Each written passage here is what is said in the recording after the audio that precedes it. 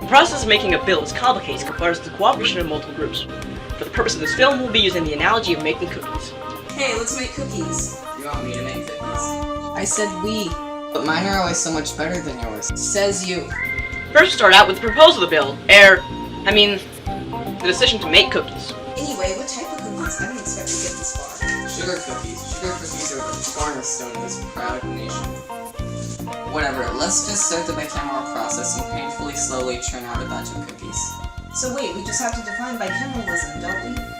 A bicameral legislature is one in which lawmakers are divided into two assemblies, chambers, or houses. It's differentiated from a unicameral legislature in which there's only one assembly, chamber, or house, or ones in which there are more than two assemblies, chambers, or houses.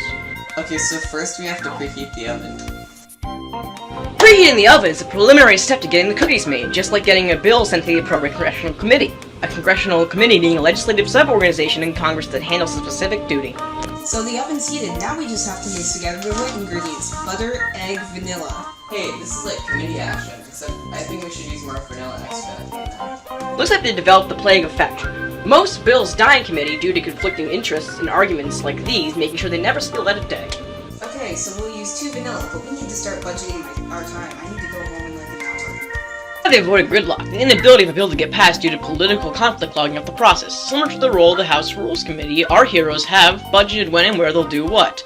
Like said committee's role deciding when the debate on the House floor will be of a certain bill.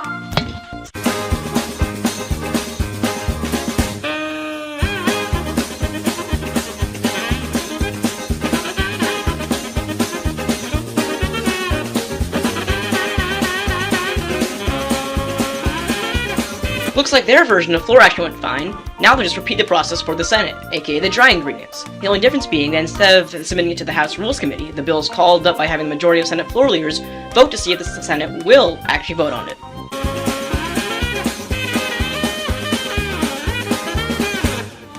Now we just have to form a conference committee and combine these two disparate sides. Conference committee is a temporary committee formed to combine the two different versions of the bill made in the House and the Senate.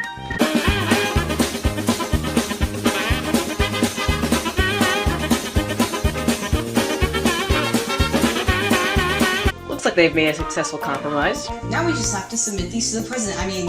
Put them in the oven. Upon submitting a bill to the president, he chooses one of a few presidential actions. He can veto it, send the bill back to Congress, sign the bill, making it law, or he can attempt a pocket veto.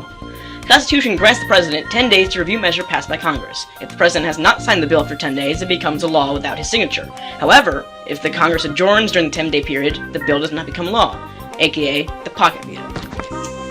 Cookies are done. I'm glad you guys made cookies. I need to look for a party tonight. Looks like the president fulfilled his mandate, promise. I'm really glad our little project of ours turned out for the public good. I'm glad we did our civic duty.